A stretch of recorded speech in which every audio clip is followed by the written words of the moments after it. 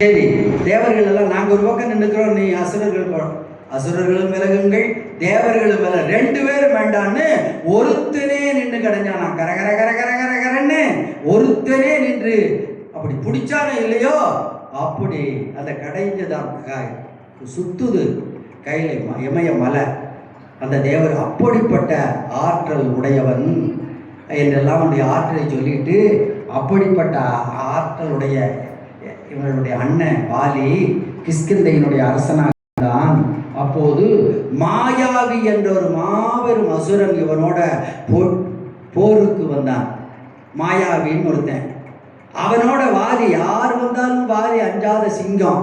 உடனே அவனோட 28 மாதங்கள் ஒரு குகைக்குள்ள சண்டை போட்டுட்டு அவன் குகைக்குள்ள போயிட்டான். அந்த குகைக்குள்ள போய் 2 பேரும் சண்டை போட்டுட்டு இருந்தாங்க. 1 நாள் அல்ல, 2 நாள் அல்ல, 1 மாதம் அல்ல, 2 மாதம் அல்ல, 28 மாதங்கள் சண்டை நடந்தது. வெளியில் நின்ற சுக்கிரீவனும் ஆஞ்சநேயரும் வானரங்களும் என்ன நினைத்தார்கள்? நம் அண்ணன் அவனை விட வலிமை உடையவனாக இத்தனை நாள் ஆகவே ஆகாது. வரம்பில் ஆற்றல் வாலிக்க பார்க்கடலை கடைந்தவன் இதுக்குள்ள தூக்கி எரிஞ்சிட்டு வந்திருப்பான். அப்படியானால் நம் அண்ணனை காட்டிலும் சக்தி பெற்றவனாக இருப்பானோ? அதனால் 28 மாதமாகிய நம் அண்ணனால் வெல்ல முடியலையோன்னு நினைத்து வெளியே தவித்து கொண்டிருந்த போது ஒரு நாள் குகைக்குள்ள இருந்து வெளியே குபுக்குன்னு ரத்தம் ஆறாக பெருகி வந்தது. ரத்தம் வருது ஆறு மாதிரி. உடனே நினைத்தார்கள் ஆஞ்சநேயரும் சுக்கிரீவனும், அப்படியானால் இது அசுரனுடைய ரத்தமாக இருக்கும், இது இவ்வளவு ரத்தம் வருதே, அதனால் அப்படியானால் அண்ணன் வாலியை கொன்று விட்டான், அசுரன் வாலியுடைய ரத்தம் இது, அசுரன் கொன்று விட்டான் என்று நினைத்து உடனே நினைத்தார்கள், அண்ணன் வாலியவே கொன்று விட்டான் என்று சொன்னால் வெளியே வந்தா வானரம் சுத்தமா நம்ம எல்லாம் காலி ஆயிடுவோம், அதனால் இவன் வெளியே வராமல் மலை குகையை மூடிவிடுவோம்னு சொல்லி பெரிய பெரிய பாறைகளை கொண்டு வந்து மலை குகையை அடைத்து விட்டு வெளியே வந்தார்கள். வந்த வானரங்கள் எல்லாம் சுக்கிரீவனை பார்த்து சொன்னார்கள், அரசன் இல்லாமல் ஒரு நாடு இருக்கக்கூடாது. வானரமானாலும் அதுக்கு அரசன் வேண்டும். காடு என்றாலும் காட்டு விலங்குகளுக்கு சிங்கம் அரசனாக இருக்க வேண்டும், பறவைகளுக்கு கருடன் அரசனாக இருக்க வேண்டும். தலைவர் இல்லாமல் நடக்காது. தலைவர் மக்கள் எல்லாம் மக்கள் பேரவை தலைவர், ஒரு தலைவர் இன்னும் வச்சுக்கிட்டா தான் எல்லாமே நடக்கும். அதனால சுக்கிரீவனை ஐயோ என் அண்ணன் இருக்க வேண்டிய சிம்மாசனத்தில் பரதன் மாதிரி தான் அவனும் இருக்க மாட்டேன்னா, வேறு வழியிலப்பா அண்ணன் உள்ள மாயாவி கொன்று விட்டார் அப்படின்னு சொல்லி கட்டாயப்படுத்தி உட்கார வச்சாங்க. ஆனால் நடந்தது, குகைக்குள்ள வாலி மாயாவியை கொன்று கிழித்து எரிந்து விட்டு வெளியே வரலாம்னு பார்த்தா குகை அடைச்சி வச்சிருக்கிறான். பெரிய பெரிய பாறைகளை போட்டு அடைச்சி வச்சிருந்தான். ஓ, அப்படியானால் நம்ம தம்பி நான் அரசனாவதற்காக ஒரு சூழ்ச்சி செய்து விட்டு நம்ம குகைக்குள் அடைத்து விட்டானோன்னு நான் 28 மாதம் சண்டை ஓட்ட களைப்புனால சில நேரங்களிலே நம்ம அவசர முடிவுக்கு வருவோம். அப்படி ஒரு களைச்சி 28 மாதம் சண்டை போட்டிருக்கிறான். பார்த்தான், அப்படி ஒரு தம்பியின் சூழ்ச்சின்னு நினைச்சான், எட்டி உதைத்தான். வாலியின் முன்னால் அந்த பாறைகள் என்ன ஆகும், பாறைவாயெல்லாம் பொடியா போச்சு.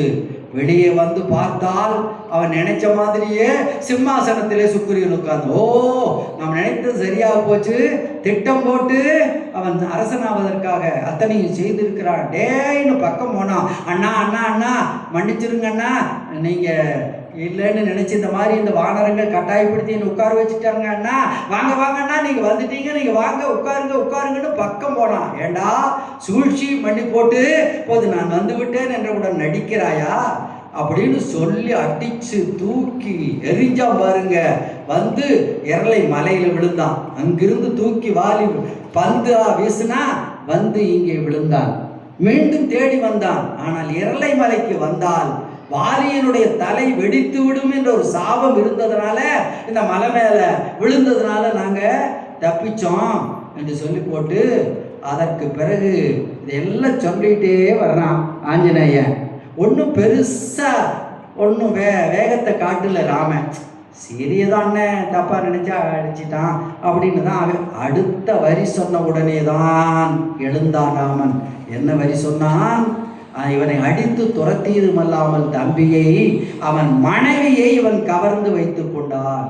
அந்த சுக்கிரீவனுடைய மனைவியாகிய உரிமையை இவன் கவர்ந்து கொண்டான்னா, ஏற்கனவே தன்னுடைய மனைவியை ஒரு அயோக்கியன் கவர்ந்து கொண்டான்ங்கிறதுனால தேடி வந்திருக்கிற ராமலக்குவே இங்கேயும் அப்படிப்பட்ட ஒரு அயோக்கியன் இருக்கிறான்னா இனி ஆவேசம் வருமா இல்லையா? இதுவரைக்கும் ஆவேசம் வராதவன் இந்த வார்த்தையை கேட்டவுடனே ஆவேசமாக எழுந்தான். அதற்கு கம்பர் சொல்றாரு, கவி கூற்றாகவே சொல்றாரு, தன்னுடைய தம்பிக்காக பெற்ற அன்னை கூட அல்ல சிற்றன்னை கேட்டாள் என்பதற்காக ஒரு பேரரசையே தம்பிக்கு தூக்கி கொடுத்து விட்டு வந்தவன் இங்கே ஒரு அண்ணன் தம்பியின் மனைவியை கவர்ந்து கொண்டான் என்ற சொல்லை கேட்டு பொறுத்திருப்பானா? கவி கூற்றாகவே கம்பர் கேட்கிறார். உடனே எழுந்தான் ராமன்.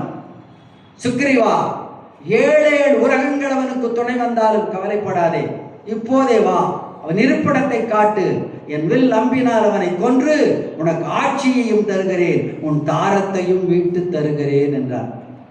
உடனே சுக்ரீவனுக்கு வசதியா போச்சு. உடனே இந்த மராமர படலும் ஒன்று இருக்கு, இவனால் முடியுமான்னு சந்தேகப்பட்டானாமா. அதற்கு பிறகு ஒரு மராமரத்து மேல் அம்பு விட்டால் அது 7 மராமரம் தொலைந்தது என்ற துணைக்கதைகளுக்கெல்லாம் வேண்டாம், இப்போது நேரம் இல்லை.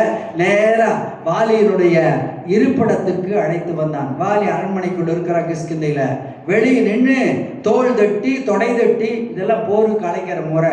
இப்போ நம்மளுக்கு செய்வாங்க வீதியில தோள் தட்டி தொடை தட்டி, ஏன்னா புறநானூற்று வீரமா இல்லையா? தோள் தட்டி தொடை தட்டி, டேய் தைரியம் இருந்தா வெளியே வாடான்னா.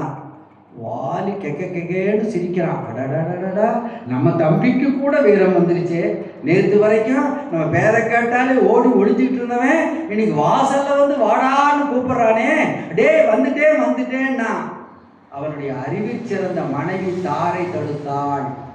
பெண் புத்தி பின் புத்தி, பின்னால வரப்போறதை உணர்கின்ற ஞானம் பெண்களுக்குண்டு. தாரை தடுத்தாள், சொன்னாள், வேண்டாங்க போகாதீங்கன்னா. ஏய், என்னை வந்து வீட்டு வாசல் சண்டைக்கு கூப்பிடுறான், போகாதேன்னு சொல்லுகிறேன்னா. வேற ஒன்றும் இல்லைங்க, உங்க தம்பி தானா வரலைங்க, யாரோ தசரத குமாரர்களாம், ராமலக்குன்னு 2 பேராமா, அவங்க நம்ம மலைப்பகுதியில தான் தெரிஞ்சுக்கிட்டு இருக்கிறாங்கன்னு வானர பெண்கள் எல்லாம் தண்ணி பிடிக்கிற இடத்துல சொன்னாங்க. இல்லை, அந்த தண்ணி பிடிக்கிற இடத்துல தான் எல்லா அரசியலும் நடக்கும். இப்போ தண்ணி பிடிக்கிற போது இல்லை, வீட்டுக்கு தனி குழாய் போடிக்கிட்டதுனால பேச முடியல. வானர பெண்கள் சொன்னார்கள் என்று சாரி சொன்னாள். கேட்ட உடனே நாக்கறுத்து போடுவேன். பெண் என்பதால் பிழைத்தனை. ஒரு ஆண் சொல்லி இருந்தா இது கூட நாக்கறுத்து போடுவேன். யாரை பத்தி என்ன சொல்லுகிறாயம்மா? உலகத்திலேயே கருணைக்கு வடிவானவர் அவன். அண்ணன் தம்பி பாசத்துக்கு உலகத்துக்கே எடுத்துக்காட்டாக இருப்பவன். அண்ணன் தம்பி சண்டையில வந்து அவன் அனாவசியமாக தலையிடுவானா அப்படின்னு என்ன கூப்பிட்டு கேட்பான் இல்லையா? உனக்கும் உன் தம்பிக்கு என்ன பிரச்சனை? பைசல் பண்ணாம சமாதானம், நீதிபதி எடுத்தோன்னே தண்டனை கொடுத்துருவாரா விசாரிக்காம? தம்பியர் அல்லது தனக்கு வேறு உயிர் இன்பரின் இலது என்று எண்ணி எய்ந்தவன். தம்பி அல்லது தனக்கு உயிரே இல்லைன்னு நினைக்கிறவனா ராமன்? தம்பிக்கு தான் அவனுக்கு உயிர். தம்பியர் அல்லது தனக்கு வேறு உயிர் இன்பரின் இலது என்று எண்ணி எய்ந்தவன். எம்பியும் யாரும் உற்று எதிர்ந்த போரிடை அம்பு இடைதொடுக்குமோ அருளின் ஆடியான். ஆளின கடல், அருள் கடல், அருட்கடலாக இருப்போம். ராமனை பத்தி அவ்வளவு கேள்விப்பட்டிருக்கிறான். ராமனுடைய வீரம், ராமனுடைய கருணை, கல்யாண குணங்களை எல்லாம் வாலி உலகம் முழுதும் பரவி இருக்குது, எல்லாம் கேள்விப்பட்டிருக்கிறான்.